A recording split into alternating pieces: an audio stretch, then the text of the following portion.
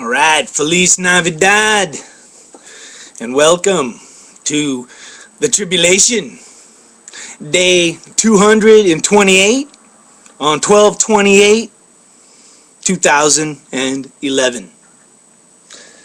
You know, it's kind of a coincidence there, you know, that on my blog I'm on Tribulation day 228 and it's 12/28. But, you know, see, that's kind of how it works.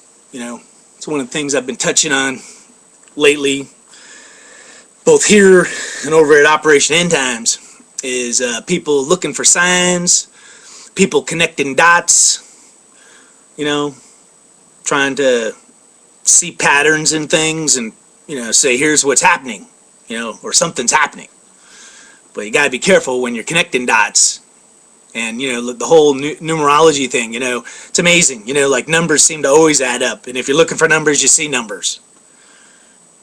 You know, so, you know, that's kind of how it works. You know, my last blog was Tribulation Day 222, which is, you know, 2 times 111. What does that mean? Who knows? But we're ending 2011. We're heading into 2012.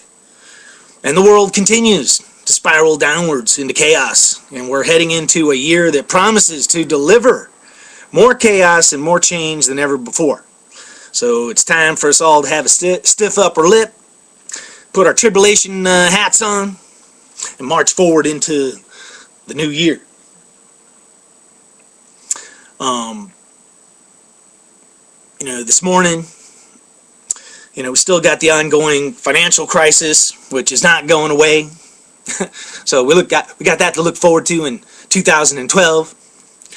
And of course, you know, in all probability, we got World War III kind of on the horizon and possible in 2012. You know, Iran versus the U.S. You know, that's the gunpowder and the spark. You know, because there's nothing but chaos and turmoil over there. You know, we got Obama waving the white flag and withdrawing all U.S. troops, getting rid of all of our defense systems. We got Iran emboldened on the verge of getting their nuclear missile capability online. And as of today, they're threatening to put a blockade on the Straits of Hormuz to, you know, control the price of oil. And they wouldn't be doing that unless they just view Obama as a complete buffoon weakling. You know, they're not afraid of him. And, you know, since we pulled out our troops from Iraq and everybody's happy because they've been showing videos for the last 2 weeks of soldiers coming home. And you know what?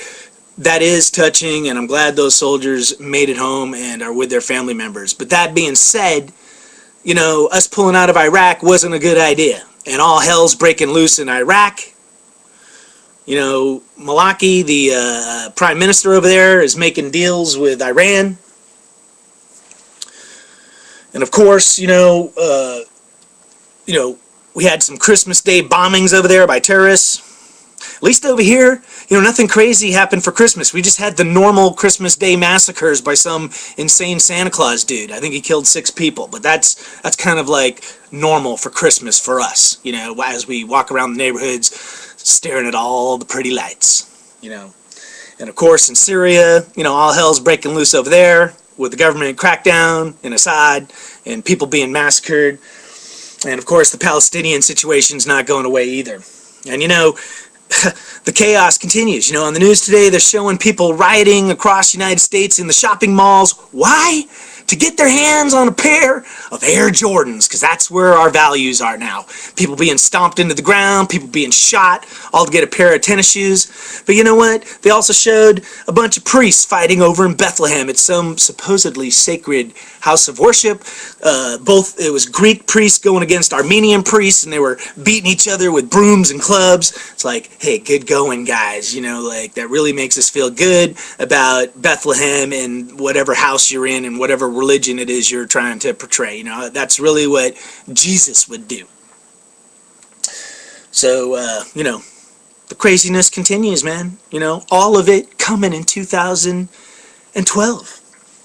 The extreme weather is expected to continue. We got a big earthquake predicted for either the last day of the year, December 31st, or New Year's Day, 1/1/12. And the reason they're predicting that earthquake is there's a lot of people that are correlating the activity on the sunspots and the coronal mass ejections somehow correlate with earthquakes happening on Earth. And we just had a couple, so in a couple days the solar winds and whatnot are going to hit the Earth, and it kind of distorts the magnetic field of Earth, which therefore then causes earthquakes. So they're literally saying, New Year's Day or the last day of 2011, expect an earthquake, at least 6 point something, but could be as high as 8 something, or even possibly a low 9, but either way, a big earthquake. But what I've been noticing, I think I blogged about it, and it was under the numerology stuff, but there's been an ongoing pattern of 666 earthquakes since 11/11/11, and just in the last couple of days, we just had an earthquake today that was 6.6 magnitude in Russia at a depth of 6 miles under the Earth. 666. So, what does all that mean? I don't know, but that's what's happening. And of course, more volcanoes around the Earth are exploding. We just had one down in Mexico that went off. So, the craziness continues. The tribulation continues. And people are looking for signs, yet, signs are everywhere. They're right in front of your face. Just look at what's going on, all the chaos in the world. But connecting dots, that's where it's at. So look over at Operation End Times. I'm going to be rolling out 2 concepts. One is Exodus 2012, into the wilderness, and I kind of got a feeling that it's going to happen. The date I've kind of targeted, even though it's not a hard date, is 11/11/12. So that's Exodus 2012, 11/11/12. What does that mean? That's what I'm going to explain. And I'm also kind of focusing on a new video that I'm going to put out probably today, which is Job, the End Time Man. If you check out this video, it's going to blow your mind, man, because it's just got some crazy stuff in it. So anyway, hope y'all have a happy new year. Maybe we should just be happy that 2011 is over and that we survived. Because, that's kind of what my hope will be for 2012, is that we just all make it safely through the upcoming year. And that means, we better all be prepared.